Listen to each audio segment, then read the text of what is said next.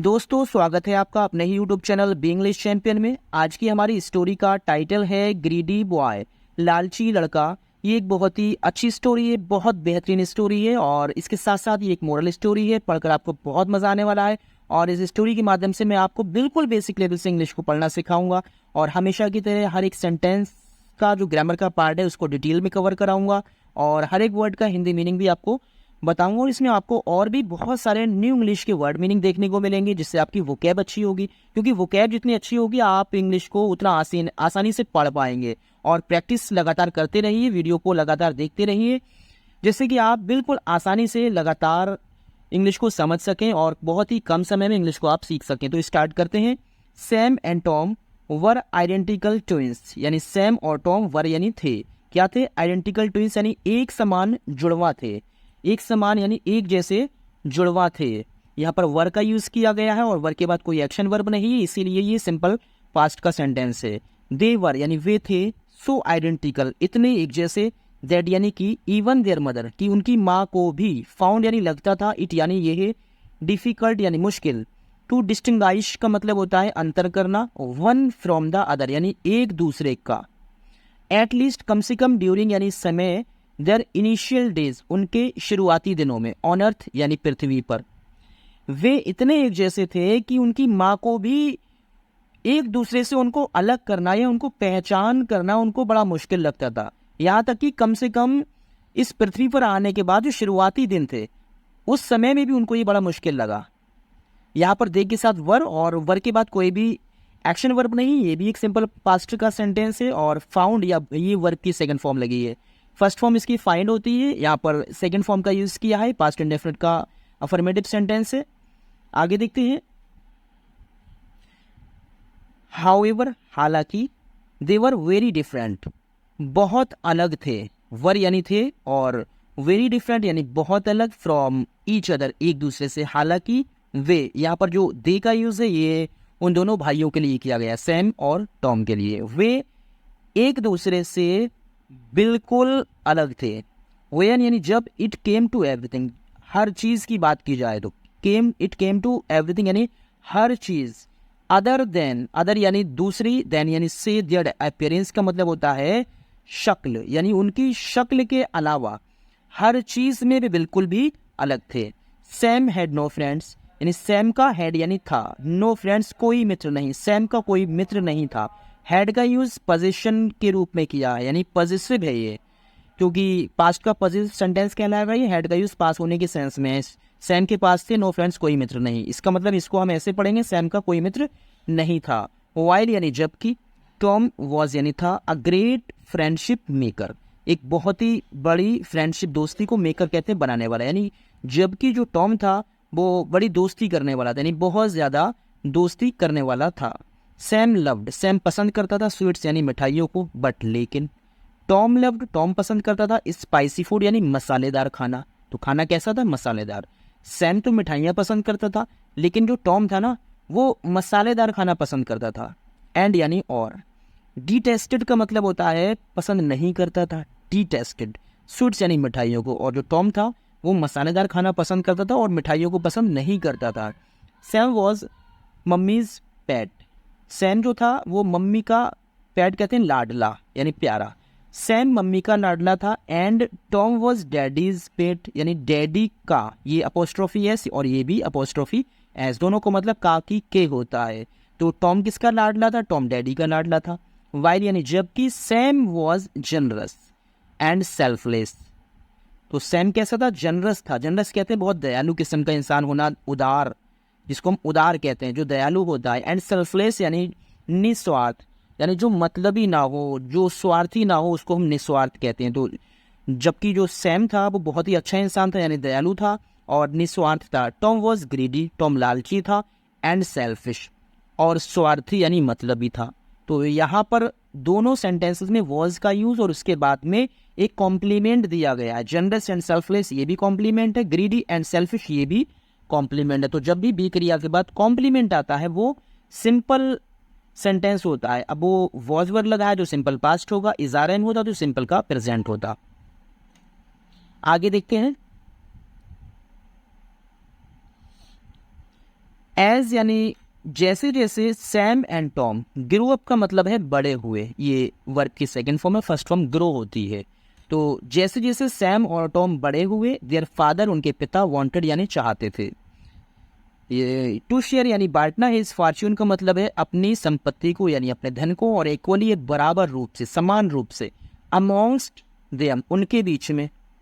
जैसे ही सैम और टॉम बड़े हुए, उनके पिता उनके बीच में बिल्कुल समान रूप से अपने धन, अपनी संपत्ति को बांटना चाहते थे। ये अमॉन्ग्स जो लगा हुआ है, ये इसका मतलब होता है बीच में, यानी वो बीच में इसको बांटना चाहते, ये एक प्रेपोजिशन है, ठीक है।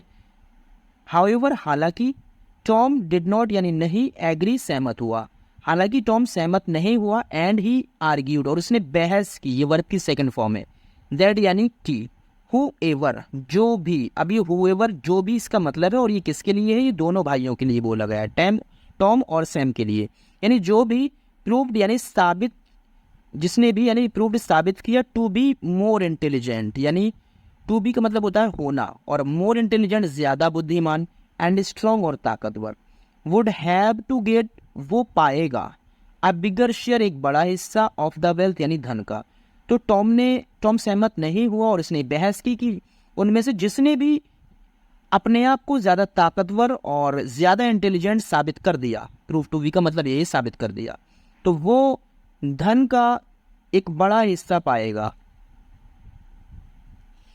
सैम एग्रीड और सैम सहमत हो गया, देयर फादर उनके पिता ने डिसाइडेड फैसला किया, टू ऑर्गेनाइज यानी करने का, ऑर्गेनाइज होता है वैसे संगठित करना यानी शुरू करना, अब कंपटीशन एक प्रतियोगिता, बिटवीन द टू यानी दोनों के बीच में। अब यहाँ पर भी बिटवीन भी एक प्रेपोजिशन है, और जो कि बीच में इसका मतलब है, और दो लोगों के बीच में जब कोई बात होती है वहाँ बिटवीन का यूज़ करते हैं, अन्यथा अमोंग का यूज़ किया जाता है। तो उनके पिता ने उन दोनों के बीच में एक प्रतियोगिता करने का फैसला किया, ही आस्क्ड उन्होंने कहा, द टू सन्स दोनों बेटों से, टू वॉक यानी चलने का, एज लॉन्ग एज जब तक दे कुड वे चल सकें, उन्होंने अपने दोनों बेटों से जब तक वे चल सकें, चलने का फैसला मतलब चलने के लिए कहा कि आप इतना दूर तक चलिए जितना आप चल सकें, एंड रिटर्न होम और घर वापस लौटना है, बिफोर सनसेट और सूरज के छिपने से पहले घर वापस लौटना है।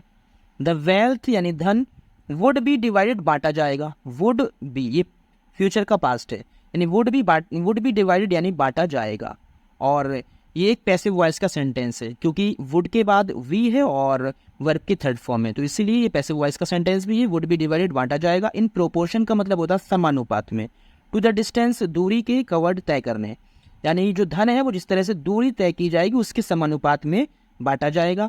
एज अ रूल यानी एक नियम के अनुसार, ऑफ द कॉम्पिटिशन प्रतियोगिता के नियम के अनुसार, वर नॉट परमिटेड यानी दे वर यानी उनको थी, नॉट यानी नहीं, परमिटेड अनुमति दी गई थी, उन्हें अनुमति नहीं दी गई थी, टू कैरी अ वॉच यानी घड़ी ले जाने की, टू कैरी ले जाने की, और अ वॉच यानी घड़ी, to keep track,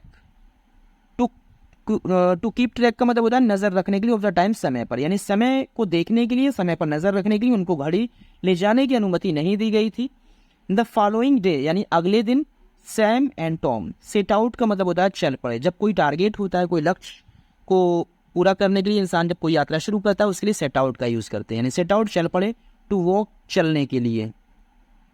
it was a rather sunny day, it was यानी था, अ रेदर यानी बिल्कुल, सनी डे यानी धूप वाला दिन, रेदर यानी बिल्कुल या काफ़ी कहते हैं, और ये जो दिन था ये काफ़ी धूप वाला दिन था।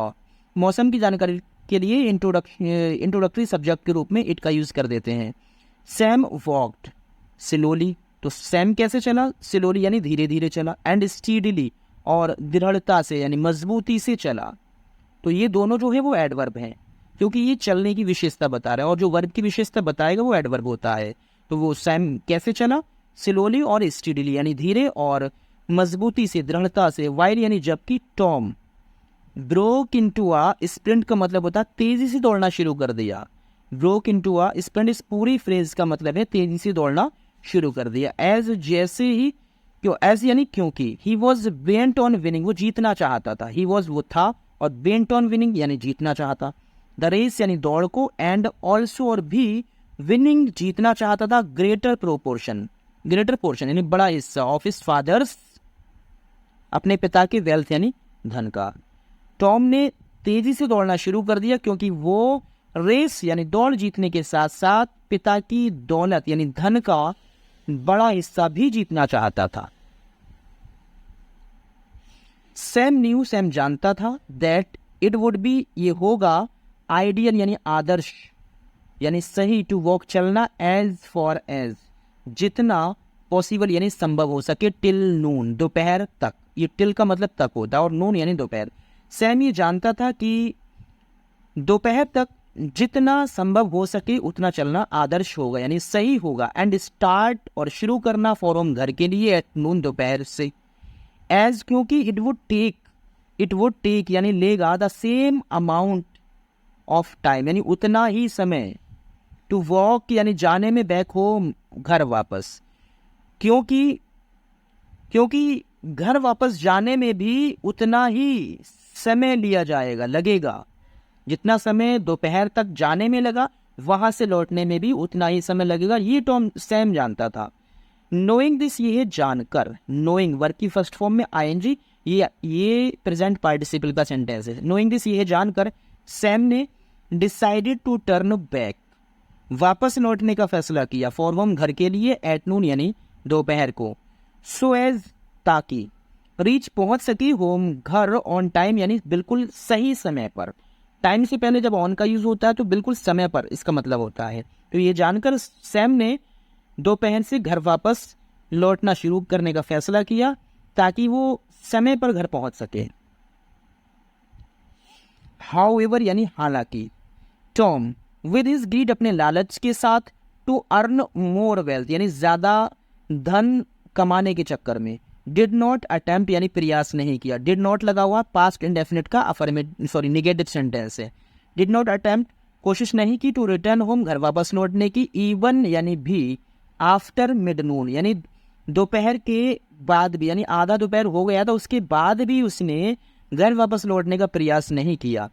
क्यों नहीं किया? क्योंकि उसको ज्यादा धन का लालच था। ही वॉकड ट्वाइस, वो दुगना दौड़ा यानी चला, एज लॉन्ग एज जितना सैम यानी सैम जितना चला था उससे वो दुगना चला, एंड थॉट और सोचा, ही वुड यानी वुड जो है फ्यूचर का पास्ट है यहाँ पर, ही वुड स्टिल यानी अब भी वुड भी यानी होगा, एबल टू रिटर्न यानी वापस लौट पाएगा, होम यानी घर, बिफोर सनसेट सूरज के छिपने से पहले।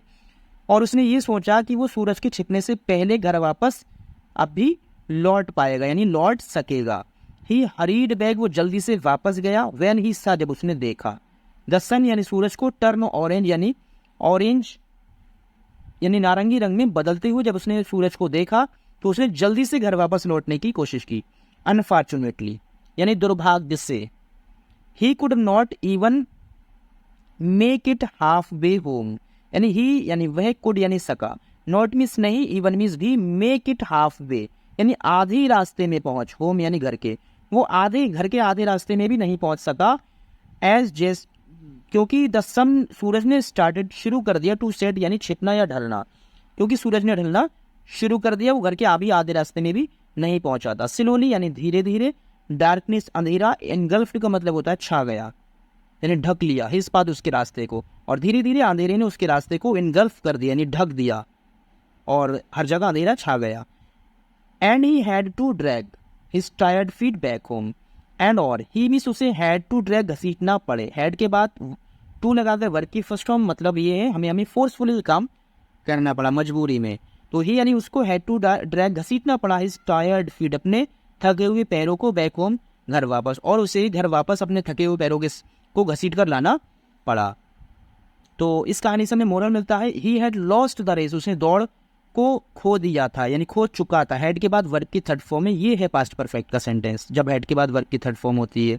ओनली केवल, बिकॉज ऑफ के कारण, हिज ग्रीड अपने लालच, सिर्फ अपने लालच के कारण उसने रेस को यानी दौड़ को खो दिया था। ग्रीड लालच, लीड्स ले जाता है टू लॉस यानी नुकसान की तरफ, अर्थात अगर आप लालच करेंगे, लालची बनेंगे तो आपको 100% नुकसान ही होगा।